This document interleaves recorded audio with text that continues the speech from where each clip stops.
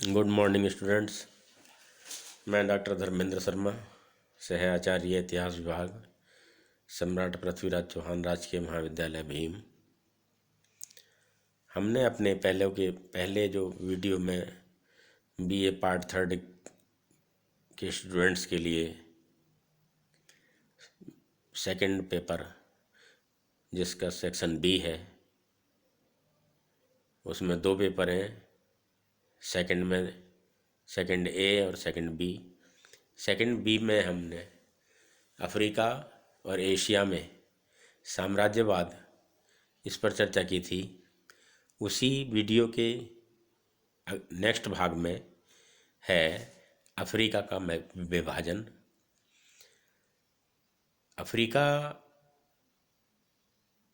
और एशिया में जो साम्राज्यवाद के फलस्वरूप उपनिवेशों की स्थापना हुई, उसके कारणों के विषय में हमने अपने पूर्व के वीडियो में चर्चा की थी। इसमें अफ्रीका का विभाजन, पहले तो अफ्रीका के विषय में जाने हम। अफ्रीका एक अत्यंत विशाल महाद्वीप है जो कि यूरोप के आकार का 3 गुना है। 19वीं शताब्दी के पूर्व में अफ्रीका के विषय में यूरोपीय लोगों को जानकारी नहीं थी, कम जानकारी थी। इसी कारण अफ्रीका को अंध महाद्वीप, डार्क कॉन्टिनेंट के नाम से जाना जाता था। यूरोपीय देशों ने तब तक केवल अफ्रीका के जो तटीय प्रदेश थे उन पर ही अधिकार किया था, जहाँ से व्यापारी, वहाँ के रहने वाले जो जाति थी, हबशी जाति थी, उन लोगों को गुलाम बनाकर बेचते थे। अफ्रीका में विशेष रुचि नहीं लेने के कारण वहाँ की जलवायु अत्यंत खराब थी, रेगिस्तान था, समुद्री तट दलदलीय थे, खराब थे, ये स्थिति थी।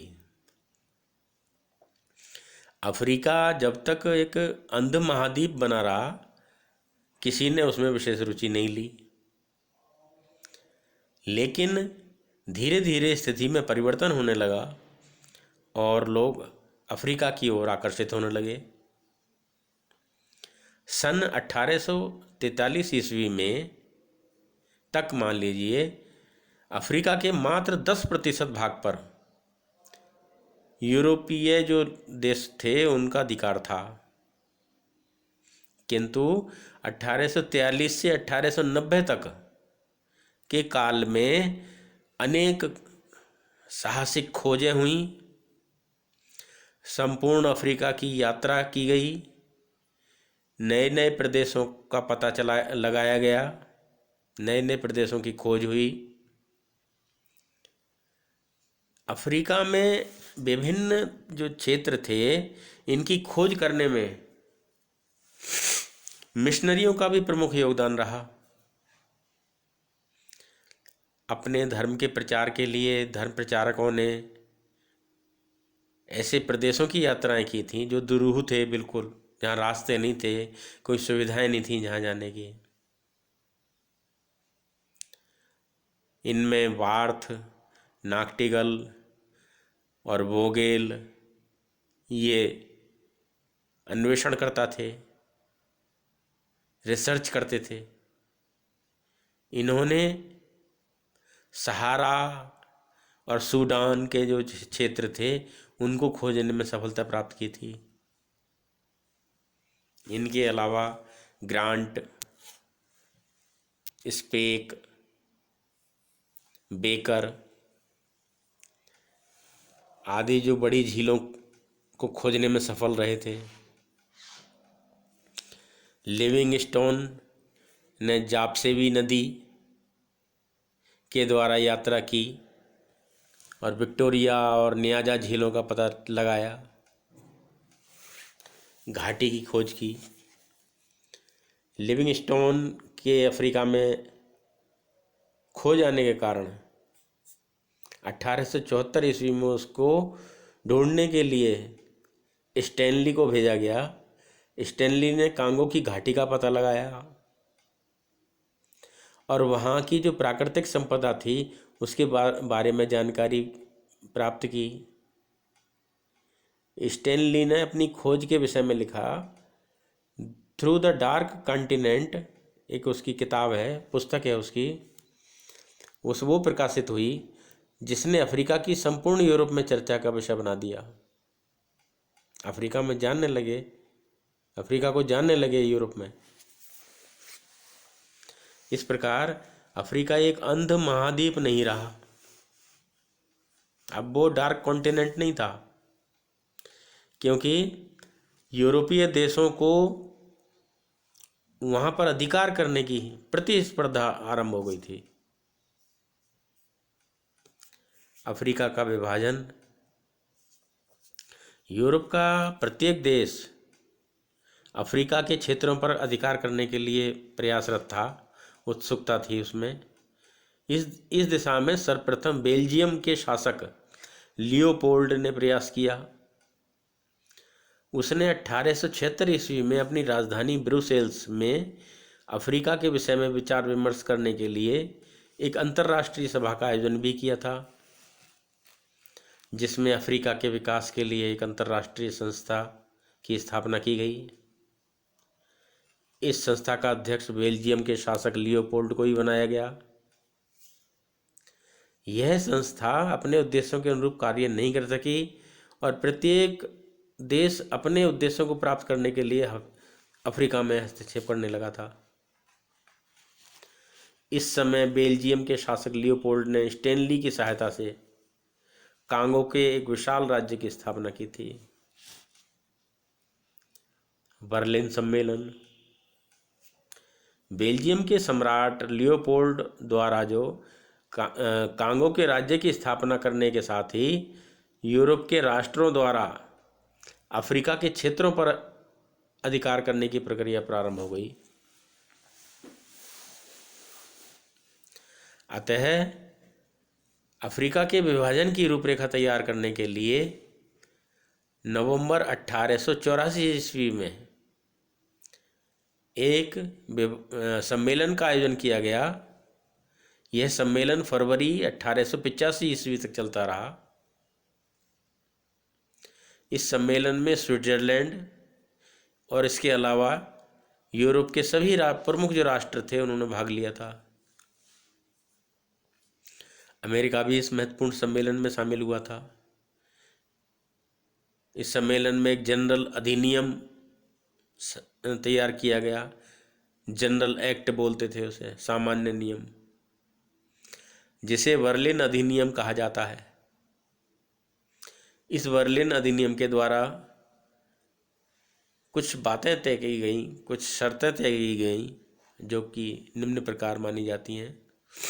कांगो की घाटी में सभी देशों को व्यापार की सुविधा प्रदान की गई,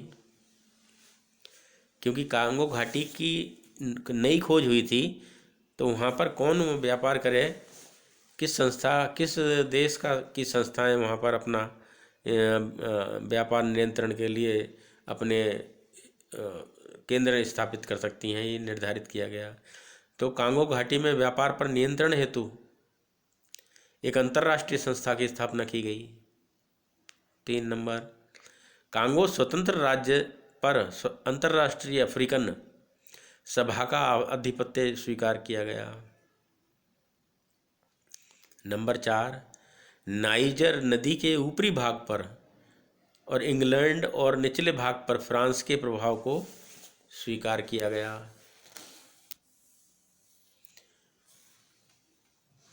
इन नियमों से कोई विशेष लाभ तो नहीं हुआ और यूरोपीय राष्ट्रों ने मनमाने तरीके से अफ्रीका पर अधिकार करना प्रारंभ कर दिया।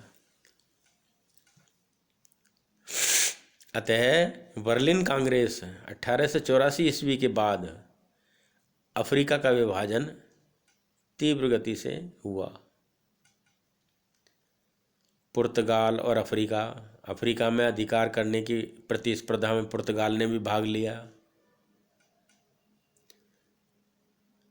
पुर्तगाल के द्वारा जो अधिकृत अफ्रीकी क्षेत्र थे वो अंगोला, मोजम्बिक व गिनी, ये जो तट था ये प्रमुख रूप से थे। स्पेन और अफ्रीका, स्पेन अफ्रीका में उपनिवेश स्थापित करने में विशेष रूप से सफल नहीं हुआ। उसे मात्र के टेंजियर से ही संतुष्ट होना पड़ा। बेल्जियम तथा अफ्रीका, स्पेन अफ्रीका में उपनिवेश स्थापित करने में कोई विशेष सफलता नहीं मिली। बेल्जियम अफ्रीका में कांगो के जो एक विशाल साम्राज्य का स्थापना जो करने में सफल हुआ, वो बेल्जियम मुख्य रूप से माना जाता है। इटली और अफ्रीका, अफ्रीका में ट्यूनिस के क्षेत्र पर अधिकार करने के लिए इच्छुक था इटली, किंतु 1881 ईस्वी में फ्रांस ने ट्यूनिस पर अधिकार किया और उसकी ये बात अधूरी रह गई। लेकिन कालांतर में इटली ने इरिट्रिया और मसोवा में अपने उपनिवेश स्थापित कर लिए। कुछ समय के बाद में सोमालीलैंड पर भी अधिकार कर लिया। अफ्रीका में सबसे प्रमुख उपलब्धि इटली को 1911 में मिली, जब उसने त्रिपोली पर अधिकार किया। त्रिपोली इटली से 5 गुना बड़ा था, इसलिए त्रिपोली पर अधिकार करने के बाद में इटली के सम्मान में कुछ थोड़ी बहुत वृद्धि हुई। इसी तरह जर्मनी और अफ्रीका, फ्रांस और अफ्रीका, पुर्तगाल अफ्रीका, स्पेन एवं Africa, Belgium, Italy, Germany, France, England, मिस्र, जर्मनी, इन देशों ने अपने उपनिवेश अफ्रीका पर अधिकार करने के लिए प्रयास किए। सूडान आदि जो देश थे, इन्होंने अपने प्रारंभ किए। निष्कर्ष क्या निकला कि अफ्रीका के विभाजन का जो यूरोप की राजनीति पर एक जो प्रभाव था, वो व्यापक रूप से प्रभाव हुआ, जिसकी वजह से फ्रांस, इंग्लैंड और इटली, जर्मनी में परस्पर प्रतिद्वंद्विता हुई, जिसका यूरोप की राजनीति पर भी असर पड़ा। ट्यूनिस में फ्रांस, इटली, मोरक्को के कारण फ्रांस और जर्मनी, और ट्रांसवाल के कारण इंग्लैंड और जर्मनी के संबंध खराब हुए, जिसकी वजह से प्रथम विश्व युद्ध के लिए मार्ग प्रशस्त हुआ। अफ्रीका के विभाजन के महत्व पर इतिहासकार प्रोफेसर चौहान लिखते हैं कि अफ्रीका का विभाजन यूरोप और विश्व के इतिहास की अत्यंत महत्वपूर्ण घटना है। इसकी एक विशेषता यह थी कि इतने विशाल महाद्वीप का विभाजन बिना युद्ध के ही पूरा हुआ। समय समय पर विभिन्न राज्यों में तनातनी हुई, कटुता भी उत्पन्न हुई, संघर्ष की संभावनाएं भी दिखाई दी, लेकिन सभी संकटों का कूटनीति के द्वारा निवारण हुआ और कोई युद्ध नहीं हुआ। दूसरी इसकी ये विशेषता थी कि विभाजन क्रमिक रूप से नहीं और अपितु बड़ी तीव्र गति से हुआ। 1878 ईस्वी के बाद में तो लगभग 30 वर्ष तक संपूर्ण क्षेत्र का विभाजन हो गया। उल्लेखनीय यह बात है कि यूरोप और अफ्रीका को बांट देने से अफ्रीका परतंत्रता की बेड़ियों में जकड़ा गया। दुर्भाग्य से अभी तक अफ्रीका के अनेक राष्ट्र परतंत्र ही थे, किंतु इसका यह पहलू यह भी है कि यूरोपीय द्वारा अफ्रीका पर अधिकार कर लिए जाने की वजह से अफ्रीका के निवासियों को कुछ लाभ भी हुए। वहाँ के जनजातीय युद्ध, बीमारियाँ, प्लेग, अमानवीय जो मान्यताएं थीं वो आदि सभी समाप्त हो गए, और आवागमन के साधन और शिक्षा का प्रचार प्रसार हुआ। ये विभाजन से लाभ भी हुए। धन्यवाद।